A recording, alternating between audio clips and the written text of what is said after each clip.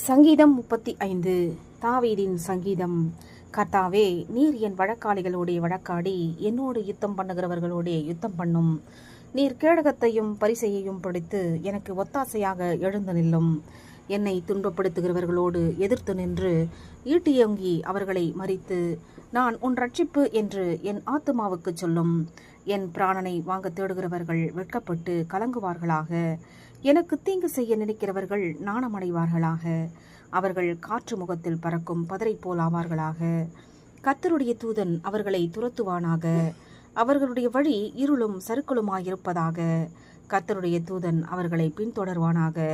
முகாந்தரமில்லாமல் எனக்காக தங்கள் வலையை குழியில் ஒளித்து வைத்தார்கள். முகாந்தரமில்லாமல் என் ஆத்துமாவுக்கு படுகுழி வெட்டினார்கள்.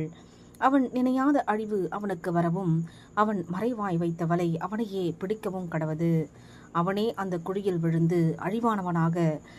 என் ஆத்துமா கர்த்தரில் களிகூர்ந்து அவருடைய இரட்சிப்பில் மகிழ்ந்திருக்கும். சிறுமைப்பட்டவனை அவனிலும் பலவானுடைய கைக்கும், சிறுமையும் எளிமையுமானவனை கொள்ளையிடுகிறவனுடைய கைக்கும் தப்புவிக்கிற உமக்கொப்பானவர் யார் கர்த்தாவே என்று என் எலும்புகளெல்லாம் சொல்லும். கொடுமையான சாட்சிகள் எழும்பி நான் அறியாததை என்னிடத்தில் கேட்கிறார்கள். நான் செய்த நன்மைக்கு பதிலாக தீமை செய்கிறார்கள். என் ஆத்துமா திக்கற்று போக பார்க்கிறார்கள். அவர்கள் வியாதியாயிருந்தபோது இரட்டு என் உடுப்பாயிருந்தது. நான் உபவாசத்தால் என் ஆத்துமாவை உபத்திரவப்படுத்தினேன். என் ஜெபமும் என் மடியிலே திரும்ப வந்தது. நான் அவனை என் சிநேகிதனாகவும் சகோதரனாகவும் பாவித்து நடந்து கொண்டேன். தாய்க்காக துக்கிக்கிறவனைப் போல் துக்க வஸ்திரம் தரித்து தலை கவிழ்ந்து நடந்தேன். ஆனாலும் எனக்கு ஆபத்துண்டான போது அவர்கள் சந்தோஷப்பட்டு கூட்டம் கூடினார்கள்.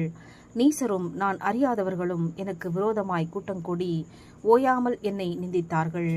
அப்பத்திற்காக இச்சகம் பேசுகிற பரியாசக்காரரோடே சேர்ந்து கொண்டு என் பேரில் பற்கடிக்கிறார்கள். ஆண்டவரே, எதுவரைக்கும் இதை பார்த்து கொண்டிருப்பீர்? என் ஆத்துமாவை அழிவுக்கும் எனக்கு அருமையானதை சிங்கக்குட்டிகளுக்கும் தப்புவியும்.